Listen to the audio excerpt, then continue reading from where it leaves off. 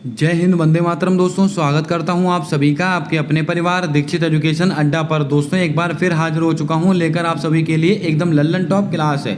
आज हो चुका है 3 जुलाई और सीआरपीएफ ट्रेडमैन की परीक्षा की सारी शिफ्टों में आपसे क्या क्या सवाल पूछे गए और आने वाली शिफ्ट में अब आपको क्या पढ़कर जाना है, उसका एक सटीक एनालिसिस करेंगे इस क्लास के अंदर। आज थोड़े कम सवाल प्राप्त हो पाए हैं, लेकिन जितने सवाल मिले हैं और उनसे बनने वाले महत्वपूर्ण सवाल मैं आपको इस क्लास के अंदर बताने वाला हूँ। पूरी क्लास को आप अटेंड कीजिएगा। आने वाली परीक्षा में आपको 8 से 10 सवाल हूबहू देखने को मिलेंगे आज की क्लास से। आइए शुरू करते हैं आज की क्लास। देखते हैं अपने सारे पूछे गए सवाल। हमसे पहला सवाल पूछा गया कि गुलाम वंश के संस्थापक कौन थे? गयासुद्दीन तुगलक, कुतुबुद्दीन ऐबक, बहलोल लोदी, खिर्ज खां। तो आपको दोस्तों नोट कर लेना है, गुलाम वंश इसके संस्थापक कौन थे? कुतुबुद्दीन ऐबक। आपका ऑप्शन नंबर बी बिल्कुल सही जवाब होगा, इसको आप नोट करें। बात करते हैं ऑप्शंस को लेकर। गयासुद्दीन तुगलक ये कौन से वंश के संस्थापक हैं? तुगलक वंश के। इसको आप लिख लें। तुगलक वंश के संस्थापक कौन है? गयासुद्दीन तुगलक। और दोस्तों बहलोल लोदी ये दोस्तों लोदी वंश के संस्थापक हैं। कौन से वंश के? लोदी वंश के संस्थापक हैं, इसको भी आप लिख लें। इसके अलावा खिर्ज खां ये दोस्तों सैयद वंश के संस्थापक हैं। ये दोस्तों सैयद वंश के संस्थापक हैं। इन चारों सवालों को आप नोट करें, बहुत ही महत्वपूर्ण सवाल है आपकी परीक्षा को लेकर। दोस्तों राष्ट्रकूट वंश आपको याद होगा, राष्ट्रकूट वंश इसके संस्थापक कौन थे? दंती दुर्ग। कौन है? दंती दुर्ग। इसको भी आप नोट कर लें, अच्छा सवाल है, आपकी परीक्षा में बन सकता है। आइए बढ़ते हैं अपने अगले प्रश्न की ओर। अगला सवाल पूछा गया कि विश्व खाद्य पुरस्कार 2021 किसे प्राप्त हुआ है? करंट अफेयर का काफी पुराना सवाल पूछा गया है आज की परीक्षा में। दोस्तों गीतांजलि श्री को मिला है, शकुंतला हरके सिंह को मिला है, आर बोनी गैब्रियल को मिला है, क्रिस्टीना कोच को मिला है। दोस्तों आपको बता दें, विश्व खाद्य पुरस्कार 2021 किसको प्राप्त हुआ है? ये दोस्तों शकुंतला हरके सिंह को मिला था। आपका ऑप्शन नंबर बी बिल्कुल सही जवाब हो जाएगा, इसको आप नोट कर लें। अब दोस्तों ऑप्शंस को लेकर बातें करते हैं। गीतांजलि श्री इनको दोस्तों कौन सा अवार्ड मिला है? तो आपको याद होगा अंतरराष्ट्रीय बुकर पुरस्कार। अंतरराष्ट्रीय बुकर पुरस्कार, अंतरराष्ट्रीय बुकर पुरस्कार 2022 ये किसको प्राप्त हुआ है? तो आपको याद होगा गीतांजलि श्री को मिला है। किस लिए मिला है? दोस्तों एक उपन्यास है इनका, रेत समाधि। कौन सा है? रेत समाधि उपन्यास है, इसलिए इनको दिया गया है, इसको आप नोट कर लें। और दोस्तों इंग्लिश में इसको क्या कहा गया था? Tom of sand. और इसका इंग्लिश ट्रांसलेशन किसने किया था? Daisy Rockwell. ये भी नाम आपको याद करना है, ये सवाल बहुत ही महत्वपूर्ण है। बात करते हैं आर बोनी गैब्रियल, आपने इनका नाम सुना होगा। 71वां ये दोस्तों 71वीं मिस यूनिवर्स बनी है। 71वीं मिस यूनिवर्स कौन बनी? R'Bonney Gabriel. कहाँ की रहने वाली है? अमेरिका की रहने वाली, यानी कि यूएसए। इसको आप नोट करें। दोस्तों क्रिस्टीना कोच, मोस्ट इंपॉर्टेंट सवाल आपको कमेंट करके बताना है, अभी हाल ही में इनको कौन से मिशन में भेजने की बात कही गई है। ये दोस्तों करंट अफेयर का लल्लन टॉप सवाल है, इसका जवाब आपको कमेंट कर बताना है। चलिए बढ़ते हैं अपने अगले सवाल की ओर। हमारा अगला सवाल पूछा गया कि अकाली आंदोलन का संबंध निम्न में से किससे है? ईसाई सुधार आंदोलन है, मुस्लिम सुधार आंदोलन है, सिख सुधार आंदोलन है, इनमें से कोई नहीं। दोस्तों अकाली आंदोलन इसका संबंध है सिख सुधार आंदोलन। आपका ऑप्शन नंबर सी बिल्कुल सही जवाब हो जाएगा, इसको आप नोट करके रखें। यह सवाल बहुत ही महत्वपूर्ण है आपकी परीक्षा को लेकर। आइए चलते हैं अपने अगले सवाल की ओर। दोस्तों अंडमान निकोबार द्वीप समूह की सबसे ऊंची चोटी कौन सी है? दोदा बेटा, Dhupgarh, sandal peak, mount Kilimanjaro. क्या होगा आपका सही जवाब? जल्दी से बताएं। दोस्तों अंडमान निकोबार द्वीप समूह इसकी सबसे चोटी ऊंची कौन सी है? माउंट दोस्तों कौन सी? Saddle Peak. आपका ऑप्शन नंबर सी बिल्कुल सही जवाब होगा। अब दोस्तों कुछ महत्वपूर्ण चोटियां मैं आपको नोट कराता हूं आने वाली शिफ्टों के लिए। दोदा बेटा ये किसकी है? ये दोस्तों नीलगिरी की। अगर आपसे पूछ लिया जाए नीलगिरी की सबसे ऊंची चोटी कौन सी है? दोदा बेटा। और दोस्तों धूपगढ़ ये दोस्तों किसकी सबसे ऊंची चोटी है? सतपुड़ा इसकी सबसे ऊंची चोटी कौन सी? धूपगढ़। इसको आप अपने आप से एक बार रीचेक जरूर कर लेंगे। दोस्तों माउंट किलिमंजारो ये किसकी सबसे ऊंची चोटी? अफ्रीका की। इनको आप नोट करें, जितने सवाल मैं आपको नोट करा रहा हूं। अफ्रीका की सबसे ऊंची चोटी कौन सी है? Mount Kilimanjaro. अगर आपसे पूछ लिया जाए उत्तरी अमेरिका की दोस्तों सबसे ऊंची चोटी कौन सी है? Mount Denali. इसको आप लिखते चले जो मैं आपको बोल रहा हूं, माउंट डेनाली। ये दोस्तों उत्तरी अमेरिका की सबसे ऊंची चोटी है। इसके अलावा दोस्तों अगर आपसे पूछ रहे हैं दक्षिणी अमेरिका, इसकी सबसे ऊंची चोटी कौन सी? एकांक गुआ। ये दोस्तों दक्षिणी अमेरिका की सबसे ऊंची चोटी है। इसके अलावा अगर आपसे पूछ लिया जाए एशिया की सबसे ऊंची चोटी कौन सी है? माउंट एवरेस्ट, आपको पता होगा। यूरोप की सबसे ऊंची चोटी कौन सी है? अल्ब्रुज। और अंटार्कटिका की ऊंची चोटी कौन सी है? Wilson massive. ये सब सवाल आपकी परीक्षा के लिए मोस्ट इंपॉर्टेंट बनेंगे, इनको आप नोट करेंगे। आइए चलते हैं अपने अगले सवाल की ओर। अगला प्रश्न हमसे पूछा गया कि लाल कुर्ती आंदोलन किससे संबंधित है? दोस्तों हमने आपको डिस्कस किया था कल या परसों वाली क्लास में। लाल कुर्ती का संबंध किससे है? खान अब्दुल गफ्फार खां। आपका ऑप्शन नंबर बी बिल्कुल राइट जवाब होगा, इनको आप ध्यान में रखें। अगर आपको लाल कुर्ती दोस्तों इतना भी पता था तो भी आप इसका आंसर आसानी से कर सकते थे। और दोस्तों इनको और क्या कहते हैं? सीमांत गांधी। सीमांत गांधी, सीमांत गांधी के नाम से किसको जानते हैं? खान अब्दुल गफ्फार खां। दोस्तों कमेंट करके बताएं भारत कोकिला। भारत कोकिला, भारत कोकिला के नाम से किसको जाना जाता है? इसका जवाब आपको कमेंट करके बताना है। एक होती है स्वर कोकिला, ये दोस्तों किसको कहा गया? लता मंगेशकर जी को कहा गया। लेकिन भारत कोकिला किसको कहा गया? इसका जवाब आपको कमेंट कर देना है। बात कर लेते हैं ऑप्शंस को लेकर। राजा राम मोहन राय, इनसे आपको 3 से 4 सवाल याद रखने हैं। कौन कौन से? 1815 इन्होंने कौन से समाज की स्थापना की थी? आत्मीय सभा। कौन सी दोस्तों? आत्मीय सभा की स्थापना किसने की थी? राजा राम मोहन राय। कब की थी? 1815। 1828 इसमें दोस्तों इन्होंने क्या किया था? ब्रह्म समाज की स्थापना की थी। और दोस्तों 1829 इसमें क्या हुआ था? सती प्रथा का अंत किसके द्वारा किया गया था? विलियम बेंटिक के द्वारा किया गया था। लेकिन सिफारिश किसने की थी? राजा राम मोहन राय। राजा राम मोहन राय को दोस्तों राजा की उपाधि किसने दी थी? अकबर सेकंड ने दी थी। ये कुछ सवाल बनते हैं जो आपको याद करने हैं। दोस्तों स्वामी विवेकानंद आपको याद आ रहा होगा, 1897 इन्होंने क्या किया था? राम किशन मिशन की स्थापना की थी 1897 में। और इसके अलावा आत्माराम पांडुरंग 1867 में इन्होंने किसकी स्थापना की है? तो आपको याद रखना है प्रार्थना समाज। किसकी? प्रार्थना समाज की स्थापना की है। इन सवालों को आप नोट कर लें, 100% यहां से सवाल बनेगा आपकी परीक्षा में। आइए चलते हैं अपने अगले सवाल की ओर। अगला प्रश्न हमसे पूछा गया कि चंदेरी का युद्ध किस वर्ष हुआ था? 1526, 1527, 1528, 1540। यहां पर मैं आपको मोस्ट इंपॉर्टेंट युद्ध नोट कराने वाला हूं, इनको आप नोट कर लेना। चंदेरी का युद्ध कब हुआ था? तो आपको ध्यान में रखना है 1528 ईस्वी में। आपको ऑप्शन नंबर सी बिल्कुल सही जवाब होगा। अब दोस्तों बात करते हैं महत्वपूर्ण युद्ध को लेकर। 1526 इसको क्या हुआ था? पानीपत का पहला युद्ध। इन सबको आप नोट करें। पानीपत का पहला युद्ध कब हुआ था? 1526। अब याद कीजिएगा पानीपत का दूसरा युद्ध कब हुआ था? 1556। और पानीपत का तीसरा युद्ध कब हुआ था? 1761। इसको भी आप नोट कर लें। अब दोस्तों आपको याद होगा पानीपत का पहला युद्ध किसके किसके बीच में हुआ था? तो दोस्तों आपको याद होगा किसके बीच में हुआ था? बाबर तथा इब्राहिम लोदी के बीच में हुआ था पानीपत का पहला युद्ध। और पानीपत का दूसरा युद्ध किसके बीच में हुआ था? बैरम खां तथा हेमू के बीच में हुआ था। और पानीपत का तीसरा युद्ध कब हुआ था? मराठा तथा अहमद शाह अब्दाली इनके बीच में हुआ था। ये पानीपत के तीनों युद्ध आप रट डालें। बात करते 1527, ये हुआ था खानवा का युद्ध। कौन सा? खानवा।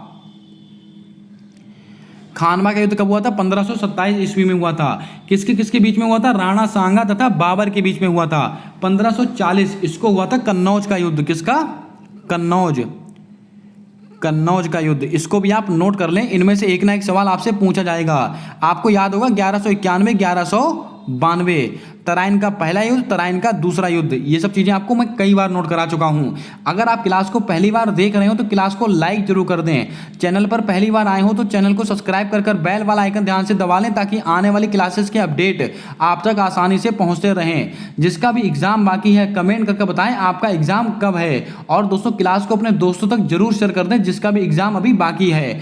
अगला सवाल हमसे पूछा गया कि प्रसिद्ध सांची स्तूप किस धर्म से संबंधित है? ये सवाल दोस्तों दोबारा आपसे पूछा गया है, तो आपको याद होगा बौद्ध धर्म से संबंधित है। किससे? बौद्ध धर्म से। आपको ऑप्शन नंबर बी बिल्कुल सही जवाब होगा। अब दोस्तों यहां पर कुछ महत्वपूर्ण धर्म देके रखें, इनके बारे में हम डिस्कस करने वाले हैं। जैन धर्म आपको याद होगा। जैन धर्म में दोस्तों कुल कितने तीर्थंकर हुए? 24 तीर्थंकर हुए। कितने? 24। और 24वें तीर्थंकर का नाम क्या था? महावीर स्वामी। इसको आप लिखेंगे। 24वें तीर्थंकर कौन थे? महावीर स्वामी जी थे। और महावीर स्वामी जी के बचपन का क्या नाम था? आपको याद होगा वर्धमान। और दोस्तों गौतम बुद्ध के बचपन का नाम क्या? भगवान बुद्ध के बचपन का क्या नाम था? सिद्धार्थ। ये सब बातें मैं कई बार डिस्कस कर चुका हूं। अगर आपसे पूछ लिया जाए पहले तीर्थंकर कौन थे? ऋषभदेव। कौन थे? ऋषभदेव, ये दोस्तों पहले तीर्थंकर थे। और दोस्तों 23वें कौन थे? पार्श्वनाथ। ये 3 सवाल हैं जो आपकी परीक्षा में जैन धर्म से बनते हैं। 24वें तीर्थंकर आपसे पूछ लेगा महावीर स्वामी। पहले कौन थे? ऋषभदेव। 23वें कौन थे? पार्श्वनाथ। बात करते हैं पारसी धर्म। आपको याद होगा नवरोज, अगर आपसे पूछ ले नवरोज उत्सव किस धर्म को समर्पित है? ये दोस्तों पारसी धर्म के द्वारा मनाया था, पारसी धर्म का नया साल। और दोस्तों एक आप और लिखेंगे पपेटी। कौन सा दोस्तों? पपेटी। अगर आपसे प्रश्न में पूछा जाए कि पपेटी किस धर्म का त्यौहार है, तो आपको ध्यान में रखना है पारसी धर्म का। ये वो सवाल हैं जो एसएससी ने कई बार पूछे हैं, तो आपकी परीक्षा में बन सकते हैं सवाल। आइए चलते हैं अपने अगले सवाल की ओर। 2011 की जनगणना में सबसे कम साक्षरता दर वाला राज्य कौन सा था? बिहार, अरुणाचल प्रदेश, केरल, हरियाणा। तो दोस्तों मुझे नहीं लगता इस सवाल को बताने की किसी को भी जरूरत है। सबसे कम साक्षरता दर कहाँ थी? बिहार की थी। आपका ऑप्शन नंबर ए बिल्कुल सही जवाब होगा। सर्वाधिक साक्षरता दर कहाँ की थी? केरल की थी। लेकिन दोस्तों 2011 की जनगणना से आपको 2 से 3 सवाल याद रखने हैं। नंबर 1 सवाल, 2011 की जनगणना के अनुसार सबसे अधिक जनसंख्या घनत्व वाला राज्य कौन सा है? बिहार। लेकिन दोस्तों सबसे कम जनसंख्या घनत्व कहाँ का है? अरुणाचल प्रदेश। मोस्ट इंपॉर्टेंट सवाल। अगर आपसे सवाल में पूछा है 2011 की जनगणना के अनुसार सबसे कम जनसंख्या घनत्व कहाँ का है? अरुणाचल प्रदेश। सबसे अधिक जनसंख्या घनत्व कहाँ का है? बिहार का। अगर वहीं आपसे सवाल पूछ ले 2011 की जनगणना के अनुसार सबसे अधिक जनसंख्या घनत्व वाला केंद्र शासित प्रदेश, तो आपका जवाब हो जाएगा नई दिल्ली। ये 3 सवाल आपको मोस्ट इंपॉर्टेंट में याद रखने हैं। अगर आपसे सवाल में पूछा जाए सबसे अधिक लिंगानुपात कहां पर है? केरल में। इसको भी आप नोट करें। सबसे अधिक लिंगानुपात ये कहां पर है? केरल में। और सबसे कम लिंगानुपात कहां पर है? हरियाणा में। यहां पर सबसे कम है। ये कुछ सवाल हैं जो 2011 की जनगणना से आपको याद रखने हैं। चलिए चलते हैं अपने अगले सवाल की ओर। दोस्तों डोलू कुंथिया नृत्य शैली का संबंध कहां से है? बहुत ही लल्लन टॉप सवाल है और काफी दोस्तों छुपा रुस्तम सवाल है। केरल, कर्नाटक, तमिलनाडु, गोवा। तो आपको ध्यान में रखना है डोलू कुंथा, इसका संबंध है कर्नाटक की शैली है। आपका ऑप्शन नंबर बी बिल्कुल सही जवाब होगा। इसको आप नोट करके रखें। अब दोस्तों बात करते हैं गोवा। गोवा में आपको याद रखना सिग्मो फेस्टिवल। कौन सा? सिग्मो फेस्टिवल कहां पर मनाते हैं? गोवा में। फुगड़ी और देखनी, ये दोनों लोक नृत्य का संबंध कहां से? इनका भी गोवा से है। और गोवा का एक फेस्टिवल और है साओ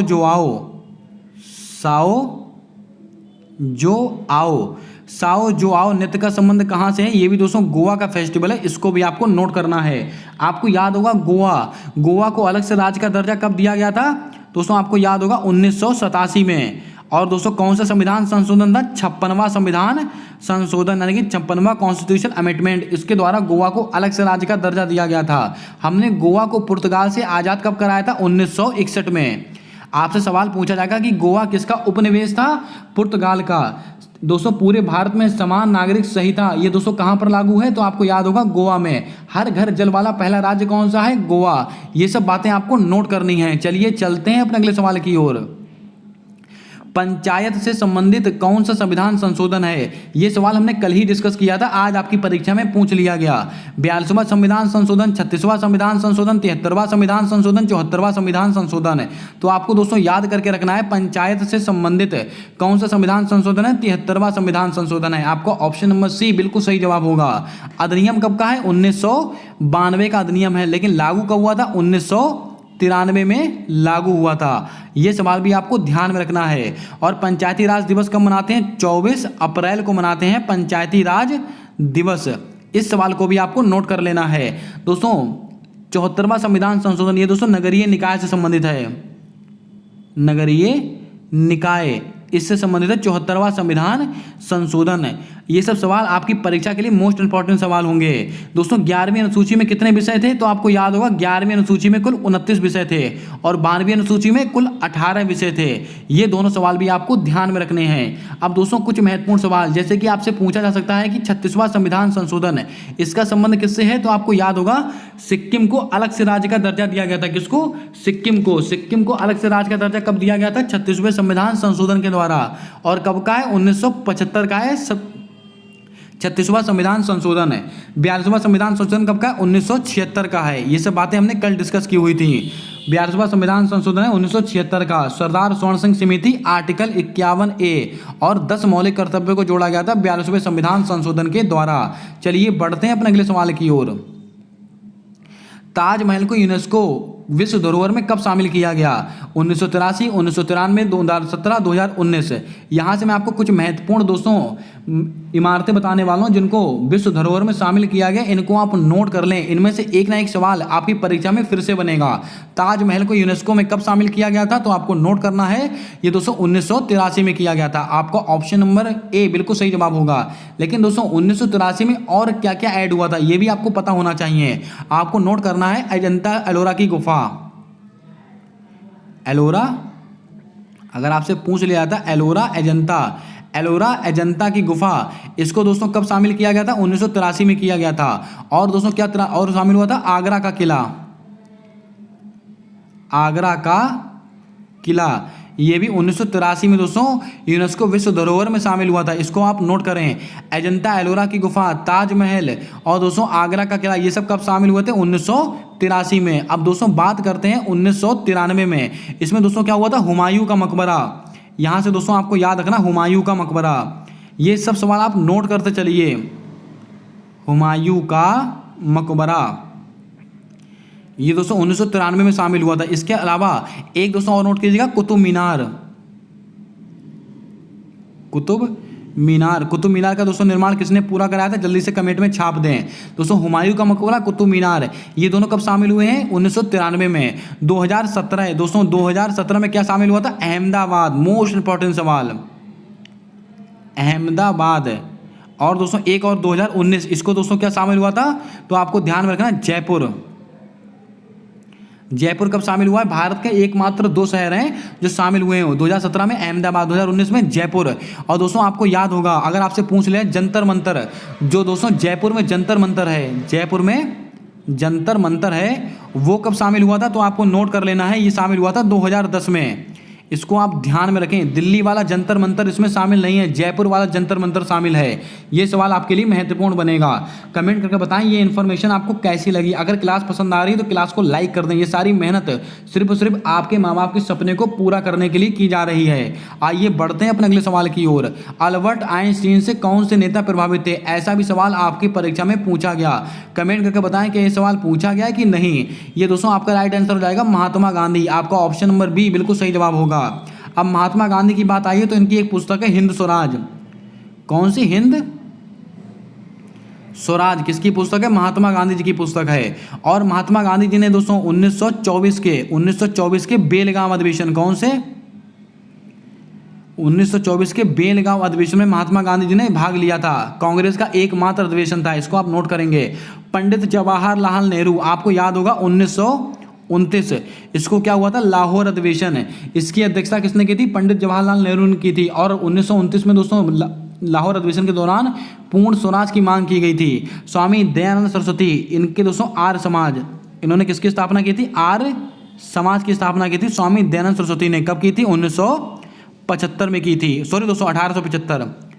कब की थी? 1875 में की थी। और सत्यार्थ प्रकाश किसकी रचना है? स्वामी दयानंद सरस्वती। दोस्तों सवाल एक है, लेकिन एक सवाल से मैं आपको 8 से 10 सवाल बता रहा हूं। इससे बाहर आपकी परीक्षा में सवाल आपसे नहीं पूछा जाएगा। चलिए चलते हैं अपने अगले सवाल की ओर। निम्न में से कौन किराना घराना से संबंधित है? पंडित बिरजू महाराज, पंडित रविशंकर, पंडित शिव कुमार शर्मा, अब्दुल करीम खान। तो आपको ध्यान में रखना है ये दोस्तों कौन संबंधित है? अब्दुल करीम खान। ये किराने घराने से संबंधित हैं। आपके ऑप्शन में अब्दुल करीम खान दिया हुआ होगा तो वही आपका राइट आंसर होगा।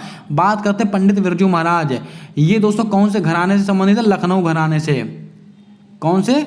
ये लखनऊ घराने से संबंधित हैं। और किससे संबंधित है? कथक से संबंधित हैं। इसको आप ध्यान में रखें। पंडित रविशंकर, मोस्ट इंपॉर्टेंट सवाल, ये दोस्तों सितार वादक हैं। कौन है? सितार वादक है। पंडित शिव कुमार शर्मा, ये दोस्तों कौन है? तो आपको याद होगा संतूर वादक हैं। और संतूर वादक और कौन है? भजन सोपारी साहब, इसको भी आप नोट कर लें। आइए बढ़ते हैं अपने अगले सवाल की ओर।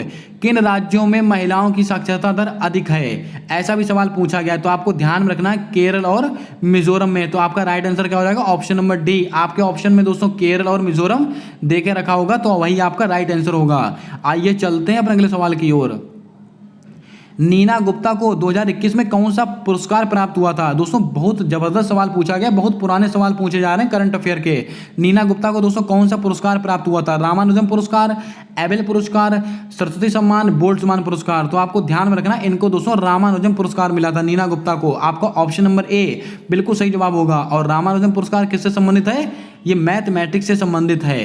दोस्तों ऑप्शन में देकर रखा है एबेल पुरस्कार, ये दोस्तों मिला था डेनिस सुलेविन को। इसको आप लिख लें, आपकी परीक्षा में बनेगा सवाल। डेनिस सुलेविन, डेनिस सुलेविन 2021 में दोस्तों एबेल पुरस्कार किसको मिला है? डेनिस सुलेविन को मिला है। और ये किससे संबंधित होता है? ये दोस्तों गणित से संबंधित है। गणित का नोबेल पुरस्कार कहते हैं दोस्तों एबेल पुरस्कार। और दोस्तों किस लिए मिला था? टोपोलॉजी। अगर सवाल बहुत कठिन करेगा तो ये आपसे पूछ लेगा कि किसके लिए मिला था। ये टोपोलॉजी के लिए मिला था, इसको आप ध्यान में रखें।